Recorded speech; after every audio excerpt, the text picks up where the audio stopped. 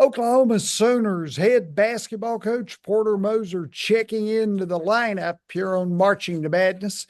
He has his undefeated Sooners at number 13 in the AP Top 25 this week with the championship in the battle for Atlantis over Thanksgiving weekend.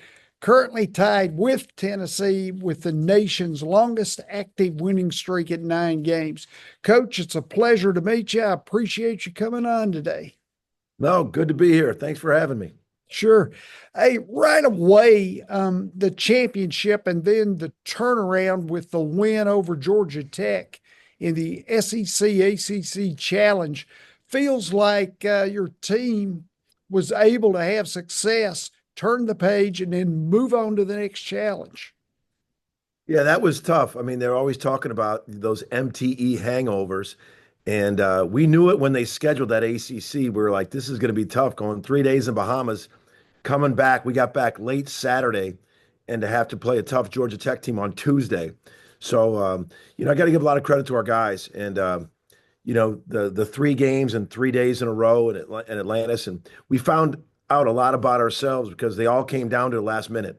Every game was emotional. Every game was down to the last minute. And we found ways to win. And then there's always that, there was a great celebration. You won that a prestigious tournament, and to have to turn around and get them back grounded again to prepare for Georgia Tech. So, we got some older guys that were handling it. They helped the younger guys, but yeah, it was a really tough, like 6 day, 7 day stretch, and I'm fortunate to come on top. Defensively, it seems like Oklahoma is setting the stage in most games as the Sooners force 15.4 turnovers per game, record 10.6 steals, which is third in the nation right now. And you play really solid position defense as your opponents haven't been able to force fouls and then consummate that as part of their strategy. I guess I'm a typical coach. I'm like, God, we got to be so much better defensively. Yeah. Some of those numbers are good. Mm-hmm. We do force turnovers, and we're trying to run on turnovers, so it's a part of what we're doing. Mm-hmm. But I just look at it, I just think we've got to be better. We got to be better blocking out. My former coach and mentor, my former mentor Rick Majerus, we used to talk about it. We never did rebounding drills, but he always assigned a coach every day in practice to blockouts. And then he'd get pissed off and he'd be like, all right, I got rebounding day. You coach the team. I got rebounding. And he'd sit on his stool at the end of the baseline. And all he'd do was coach blockouts. It wouldn't be a drill. He always thought blocking out drills were fool's gold. He says, like, if you don't block out in a blockout drill, you really got to be, with it. He was constantly, and I got to do better at that. We've got to get better at blocking out. We're not the biggest team. Mm-hmm. But we've got to be out to in block out guys. And that's going to really take our defense to another level.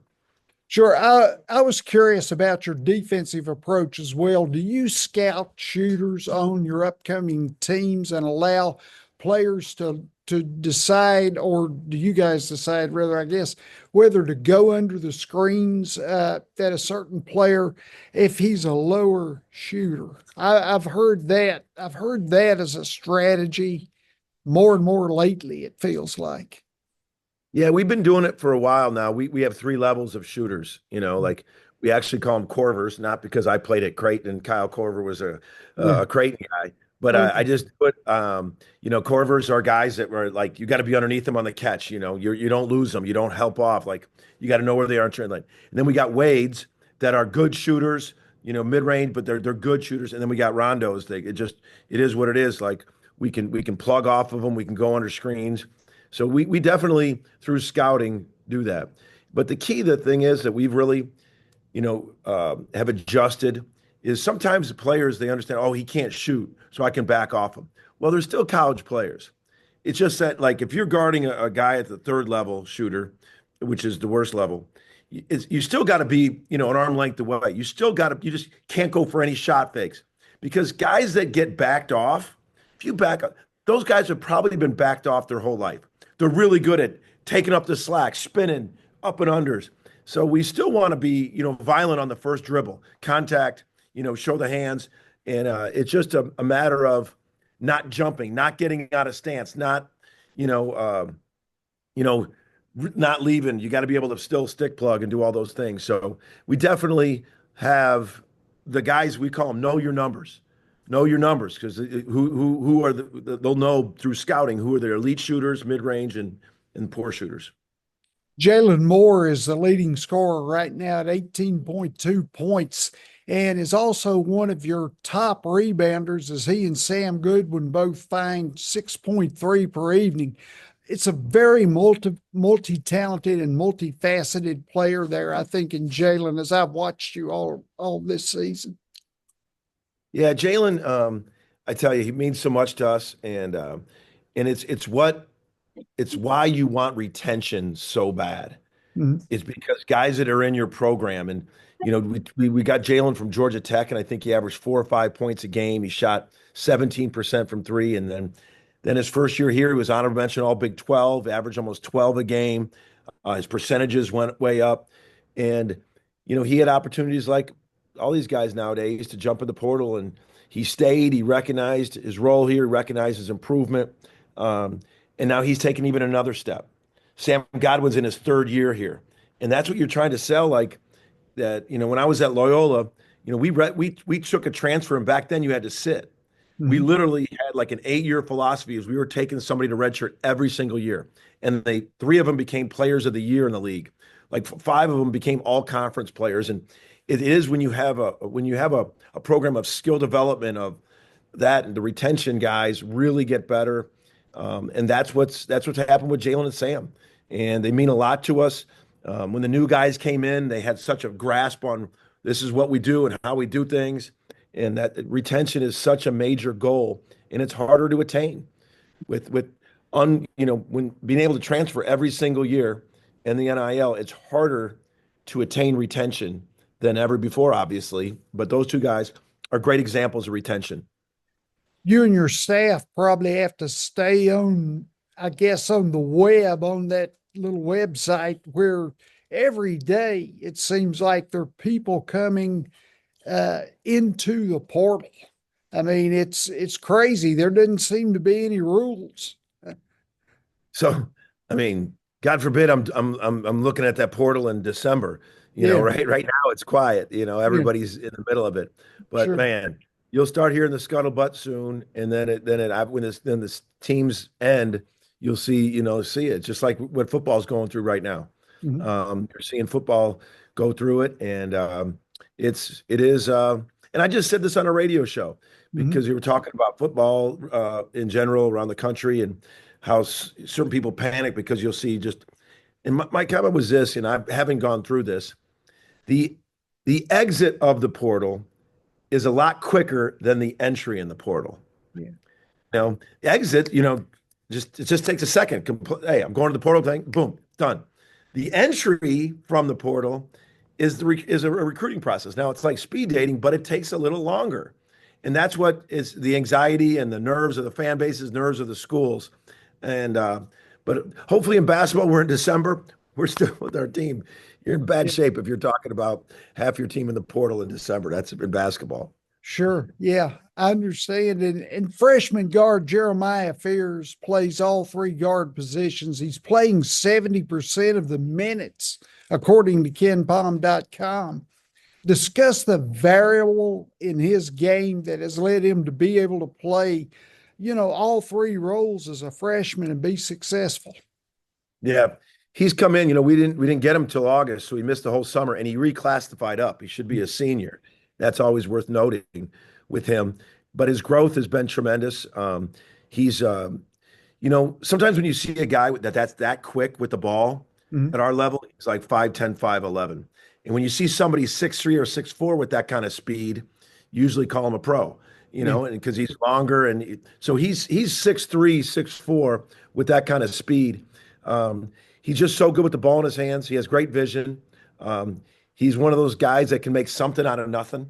And Hmm. every coach, a couple of those guys, and he's learning. He's learning to value the ball. He's learning to play fast and not in a hurry. He's learning change of pace. Hmm. Um, he's learning situations, and he's learning a physicality on defense. He's got great anticipation, stealing the ball. shoots passing lanes. He gets deflections. He's got great anticipation. But you know, he's just I love his growth because he's studies the game. He watches extra film. He's not a guy. You know how coaches will tell you. You know some guys that are trying to get out of every rep. Mm. I literally he won't sit out a rep. He wants to be in every rep, and just and the other thing is he's got a youthful love for the game of basketball, and that's also part of the fun of joy of coaching him is he just loves the game, and but no, he's done a lot, and we were expecting his growth a lot more because you know he still is young situationally. You know he's playing against fifth year seniors a lot, so but his growth is crucial to us here the next couple months. He's from Joliet, Illinois, which is southwest of downtown Chicago. In playing in one of the great basketball cities that we know, coming in, he believed in his skills. So, how has his confidence grown even more now as he's doing well as a freshman at Oklahoma? Yeah, he's from Joliet. I'm from Naperville, which is a western suburb of Chicago. Yeah. So I knew his dad, and Armand Gates is an assistant of mine. He's from Chicago, so there was really some prior relationships in there. But in terms of confidence with Jeremiah, I never that's not an issue. He is fearless, and no pun intended. He and I think his preparation, he puts time in the gym, he studies film, he listens. Those are things that give him confidence. And he's not entitled. He knows he's got to grow. He knows he's got to get better in certain areas of the game, and that's also part of it. I think deep down, some guys that lack confidence, they know they haven't prepared the way they should, or Mhm. they know different things. I mean, he prepares. He's works, but he's very confident in his abilities to go score the ball and to Mhm. do some things and create. And that's rare when you got a 17-year-old coming in this era playing with fifth year seniors. You have an excellent three-point shooting club as well as it seems Duke Miles has joined Jalen as the keys or maybe the catalysts in that three-point attack. You know, I think we just took a deep dive study into where we wanted to be in the offseason. We shot about 36% of our shots from three last year. We shot at about 34%. We definitely wanted to shoot more of a percentage of our attempts, and obviously shoot a better percentage. And we identified that in the recruiting process when we dove in and we got some guys like Bryson Gadeen, Duke Miles.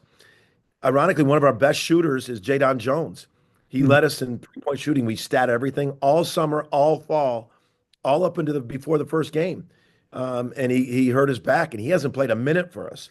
He hit 77 threes at Long Beach State last year, garnering Defensive Player of the Year in that league. And he hasn't played a minute for us yet. And I still think we got some guys that are, that can shoot it and space it. And it's got to be for our success as we move forward in the SEC, it's got to be a big part of us being able to knock down that three.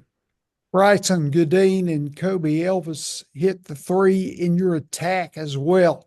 How do you construct a three-point attack with so many solid shooters? Well, it's my mentor Rick Majerus in his Wisconsin accent would say spacing is offense and offense is spacing, and you know you got to teach spacing. Good offenses are spacing, and especially with that 3-point line, and and then you got to have guys willing to share it, give themselves up. Sometimes the best assist is the simple one, just draw and kick. Teams now are flooding so hard. They're coming in so hard. And some guys just put their head down and try to fight that plug and they get stick plugged and turned it over. And sometimes that just quick draw, kick to a space and getting guys to be willing to give it up, knowing that they'll get it back. Sometimes you see guys that they don't want to give it up. Man, I'm not getting it back. And you got to create an atmosphere amongst your guys that, man, we got to give each other up and we'll get it back. And, so far we've done a good job with that. And the guys are sharing it, moving it. And I think we can be a lot better. Rick Majerus, one of the great all-time coaches in the history of the game, as he became your mentor as a coach, how much off the courts did you find what your catalyst of the game is? Well, I was very fortunate to have two like really, really good coaching mentors. My first was a coach I played with before at Creighton and worked with, Tony Mhm. Baroni. He Oh, yeah. was so good at Tony was so good at off the floor stuff. I mean, building a program, building relationships, building fan bases, building, and he was such a good X and O coach. And then Coach Majerus, when I got to be with him, just strategically things he did, the little things how he taught the game, and you know, you talk about off the floor, just sitting in a boardroom with Coach Majerus, talking about, hey, these are the three things we got to stop. Like just watching his mind twist and turn, watching film with them, I miss so much, and I've taken so much of that of what I do from him and those times of preparing for games, the little things teaching. He was very slow and methodical. Mhm. Sometimes as a coach, you get going so fast and you let a lot slip. No, Rick didn't let a lot slip. He was more worried about getting them right and getting them to be good in January and February. And he was the attention to detail coaching was off the chains with Coach Majerus. And I miss fine dining with Rick. He was one Yeah. of the best fine dining coaches I've ever been around with. He had spectrums. He had fine dining, linens, the best restaurants in every city, and then he had greasy spoons like Culver's. And but he would do nothing in between. You'd never find him at a Fridays or a Chili's. It was either greasy spoon or fine dining. Fine dining. There you go. I think it's awesome, though, how Oklahoma and Texas have both come into the SEC and immediately lifted the conference even higher. How was your team able to transition from a very tough Big 12 to the strong SEC, which this has been the top two leagues in the nation maybe the last 5 years? Yeah, I think I'm the lucky charm. I mean, us in Texas, the Big 12 has been ranked number one the last 3 years, and now that we move in this year, now they are. And we're not into the dive yet, but I think what you can see is I think the SEC took a blueprint from the Big 12 in terms of getting old. Mhm. You saw the SEC has had the most players drafted by far the last 5 years. Like Right. we have the stat recruiting by far, it almost doubles up the next highest conference, but they've been younger guys. And you saw what the SEC did in the portal.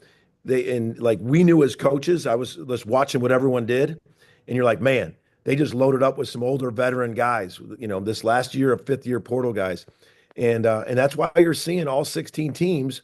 It's going to be unprecedented because I think everybody went after some veteran guys in the portal, and they still had their phenomenal young freshmen. And that's what I think makes the SEC the best conference in the country. 16 teams deep. That is just going to be, you really got to mentally control your anxiety looking at it because it's just one game after another is going to be a ranked team.